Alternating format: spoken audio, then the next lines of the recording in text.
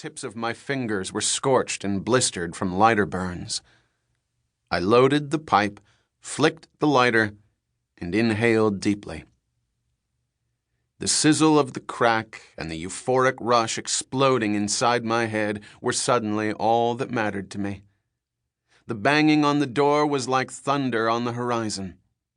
I heard the warning, but I didn't feel threatened anymore because I was back in my element, that faraway place where nothing on this earth could touch me. The rush hijacked my brain, and the knocking, scurrying, and fear disappeared. The memories of my wife and children were gone. I was gone. I tried to grab on and hold tight to the high, and for a few moments time stood still. I was a Roman candle on the 4th of July, bright colors and showers of sparks. This, I thought, is what it's all about.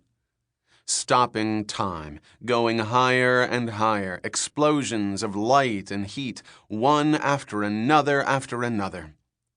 The rapture filled me for a minute or two, and then it began to fade. The sparks died down. The flame became a dying star far, far away. I folded my arms over my chest, longing for comfort, for peace. I was so sick and tired of it all. In that moment, I realized the hopelessness of my situation, and in a sudden, brief flash of clarity, I asked myself, now what? I stared at the filthy wood floor littered with half-empty beer cans, cigarette butts, and used syringes. The answer wasn't here in this room anymore.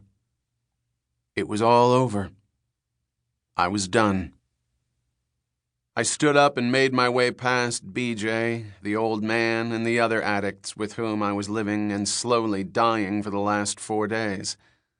My steps were deliberate but out of my control as I walked into the hallway and out the front door, flanked by the 2 armed off-duty policemen who were part of the intervention team hired to get me out of the crack house and back into treatment. A hard, steady rain was falling as we approached the gray van parked at the curb. The sliding door opened, and I collapsed into the back seat. My father was sitting in the front passenger seat. Turning around to look at me, he saw a 35-year-old crack addict who hadn't shaved, showered, or eaten in 4 days. A man who walked out on his wife and 2 young children and ditched his promising career at CNN. A broken shell of a man, a pale shadow of the human being he had raised to be honest, loving, responsible. His firstborn son. Silence. "You're angry," I said. I didn't know what else to say. That's hardly the word for it. His voice was harsh and cold, like the rain outside. More silence. "There's nothing more I can do," he said. "I'm finished." All these years later, he tells me that's where the conversation ended. But whether I imagined it or not, I heard him say something else. "I hate you." And I remember looking in his eyes and speaking my deepest truth.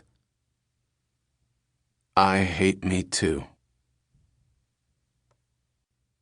Chapter 1. Heaven. When I think back to the time in my youth when happiness was all around me, inside and out, I think of Wilmer, Texas. In Wilmer, the sun was always shining and a steady wind blew across the fields, keeping everything in motion. My playmates were horned toads, chicken snakes, white scorpions, and crayfish that I would try to catch with a piece of my grandmother's leftover bacon tied to a string dangling in the waterlogged ditch by the side of Good Road. My playground was the earth and the sky. Every day was filled with adventures of my own creation, and nothing ever happened except what I wanted to happen, when I wanted it to happen. Was Wilmer as perfect as I remember?